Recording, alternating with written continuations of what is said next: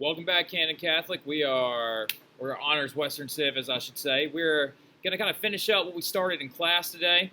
We're going to finish talking about Babylon, and then we're actually just going to stop because the next people we're going to analyze is Egypt, and then following them we're going to talk about the Hebrews and the Jews out in the Israel area, and then we're going to talk about the Assyrians, and then we're going to talk about the Persians, and then we're going to finally stop our analysis of Eastern cultures and ancient empires. So, real quick, let's talk about King Hammurabi's Babylon. Now, he was the sixth Amorite king who conquered the Akkad and Assyria, so that north and south area. So he's actually a part of the Neo-Babylonians, but we're going to give him some credit, all right, because he is best sourced in with the Mesopotamia culture era. So he would build new walls to protect the city and new canals and dikes to improve the crops. So let's back up for about 2 seconds. He has all the characteristics of a great leader. When you think about a great leader, everybody wants to think of somebody nowadays who's charismatic, who's just a good figure as like an elected official or a president.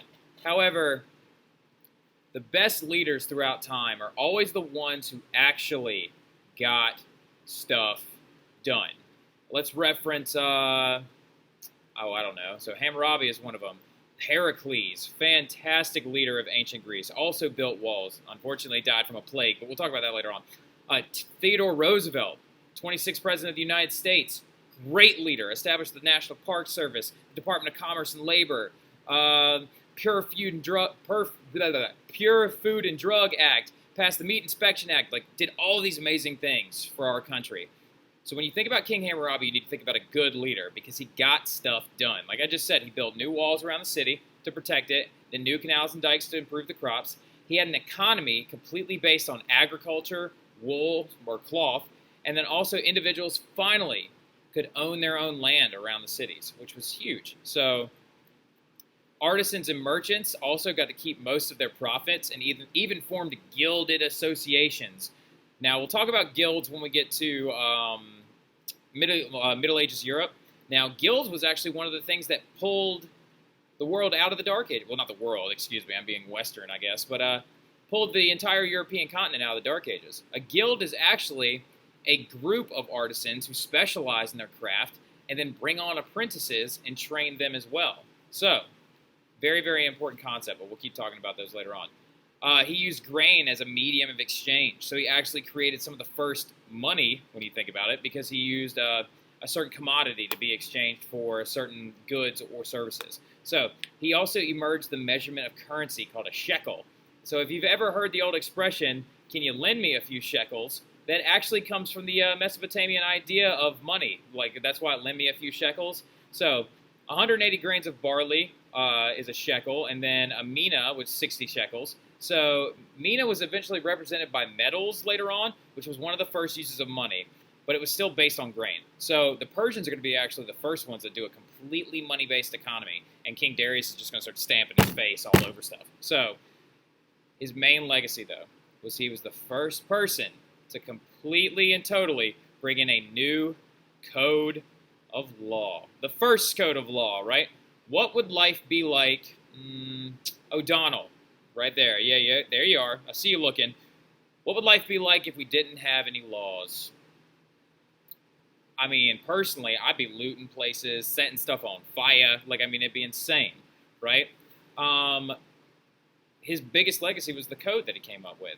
And it was called the Code of Hammurabi, or Hammurabi's Code, if you prefer. Whoa, calm down. Go back.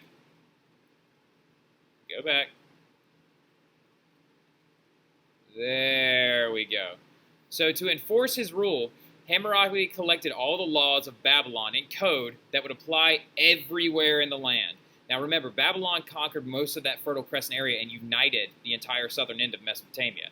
So you had to have a uniform system of law that applied not to just individuals of the nobility, but to all four of those social classes that we talked about. It was the most extensive law code from the ancient world. It was a code of 282 laws inscribed on a stone pillar and placed in public for all to see. Now, this is really important because, who am I going to ask this question? Jenna, if Hammurabi is placing this code of law in public, how does that make him seem fair? Good answer, Jenna. Makes him seem fair because he's making the law accessible to all, to those who can't even read, right? He's making it accessible to the point where someone can immediately go and reference it. Now, Rome's going to steal this idea too, and we're going to talk about that later on.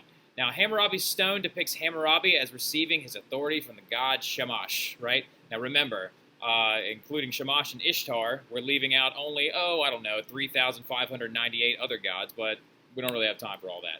So, continuing forward, though, this was a... stop doing that. Back it up. There we go. All right, so, no, wrong. Wait for it. There it is. All right, so this was a set of divinely inspired laws as well as societal laws. Now, punishments were designed to fit the crimes as people must be responsible for their own actions. So, he made it so if a person that was a commoner offended somebody or broke a law of the nobility, that commoner could be punished in an equitable way. And then as well as it applied to the nobility, that they would be punished so if they broke laws. This is very important. It has to be legal and it has to span all of the societal classes. Punishments were designed to fit the crimes as people must be responsible, okay? So, for example, if a brewer, like we talked about in class today, if a brewer messed up a batch of beer, he could possibly be drowned in it. So it's very interesting stuff. His entire code was an origin of the concept of an eye for an eye. Here's an example, and this is a direct line from the stone itself. If a son struck his father, the son's hand would be cut off. You think about that the next time you mouth off to your mama and daddy, all right? So, consequences for crimes depended on rank in society, though. For example, the nobility had to pay a fine. But why is that still kind of fair? Personally, if you ask me as a historian, that's pretty fair, because what does a poor person gain if the nobility dies? That's his livelihood. That's how he stays alive. The nobility's land is what he works off of and how he raises his family, right? He gets food and shelter from the nobility. He can't kill them. He needs them, okay? So it's a very, very important code of law, and it's very important that we understand why it's so equitable and it's so smart when you think about being, this is 3,800 years before Christ was born. So that's all we're going to talk about today, and we're going to stop here with Babylon, and we're going to pick up with Egypt tomorrow as we start our lasting impact posters. Don't forget to print that stuff out, putting those posters together tomorrow. I hope y'all have a fantastic evening. I'll see y'all then.